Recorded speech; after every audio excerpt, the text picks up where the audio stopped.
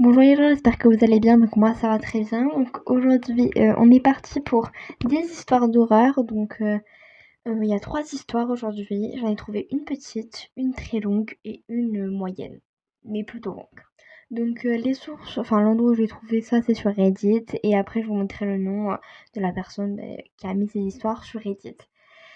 C'est parti pour la première histoire et à chaque fois je vous dirai qu'est-ce que j'en pense de cette histoire, si moi je trouve qu'elle est bien, si je trouve qu'elle est vraie ou fausse, bref, j'enquêterai un petit peu. Donc c'est parti. Bonjour, donc je vais vous présenter le thread d'horreur que j'ai vécu. J'avais 9 ans à ce moment-là. Alors c'était la nuit, j'étais couchée sur le côté comme d'habitude et il était environ 10h30. Je n'étais pas endormie et à un moment je sens une main sur moi. Sous l'effet de la peur, je me retourne, pas, j'étais figée. Ensuite, la main s'appuie sur mon matelas et finalement plus rien. Cette histoire me terrifie encore. Je sais que ce n'étaient pas ni mes parents, ni mes frères. Je leur ai demandé le lendemain. Peut-être que c'était seulement mon imagination. Bref, j'en sais rien. Si vous avez des idées, faites-moi savoir. Donc cette histoire est plutôt courte, mais je trouve je sais pas, je trouve que c'est un peu paralysant quand même. Vous imaginez, vous vous réveillez un peu tard et vous sentez une main sur vous. Enfin, vous sentez en tout cas une présence sur vous. Moi, je trouve ça assez flippant. Donc personnellement, celle-là, même si elle est courte, et même si bon, on n'a pas, on peut pas genre vraiment savoir, ça se trouve c'est juste, ouais, comme il ou elle l'a dit, une imagination, mais on peut pas savoir. Bref, c'est quand même assez flippant. Donc maintenant la deuxième histoire, c'est la deuxième histoire qui est quand même assez longue, donc je sais pas, si ça va être très expressif parce que comme, si parfois je fais des virgules ou quoi, c'est parce qu'en fait la plupart des histoires, elles ont pas de point ni de virgule, du coup, c'est compliqué de le lire, tout d'un coup. Voilà, c'est parti pour la deuxième histoire. Alors bonjour, je m'appelle Maléone et je vais vous raconter mon histoire. J'avais 11 ans et j'étais seule chez moi, c'était un week-end et j'allais voir un film sur l'ordinateur de ma mère. Mais j'ai voulu aller aux toilettes, donc j'y vais faire mon affaire. Et il faut savoir qu'il y avait une fenêtre dans les toilettes, dans le coin du mur. Et j'allais sortir, mais en sortant, j'ai vu une ombre passer à la fenêtre des toilettes. Derrière la fenêtre, il y avait mon jardin, donc j'ai décidé d'aller voir si ce n'était pas un chat ou autre. Car j'adorais les animaux et je ne voulais pas voir si ce n'était pas un. Je laisse la porte ouverte derrière moi et je ne vois rien dans mon jardin. Donc je rentre dans ma maison. Plus tard dans la soirée, je m'étais endormie. Et dans mon sommeil, il était tombé dans mon lit.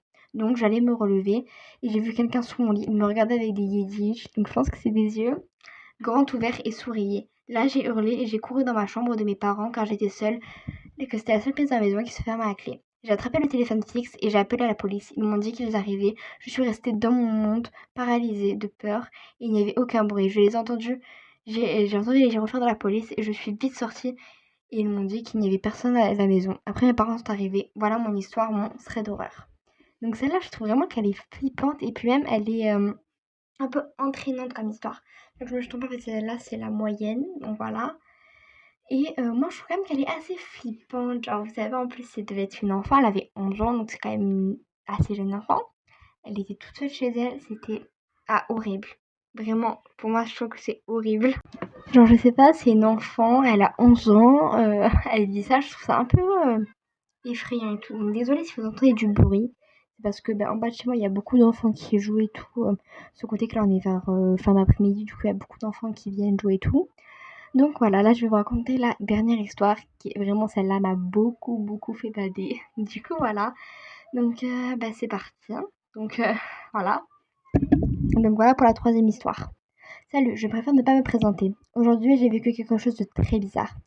En fait moi je partage ma chambre avec ma grande sœur et dans notre chambre qui est très grande nous avons chacun un dressing, ce qui ressemble à une mini chambre avec une porte qui mène au dressing. Et au mur de droite il y a celui de ma sœur car à côté il y a son lit et l'autre au mur de gauche il y a le mien il y a mon lit et entre les 2 lits, il y a un grand espace vide.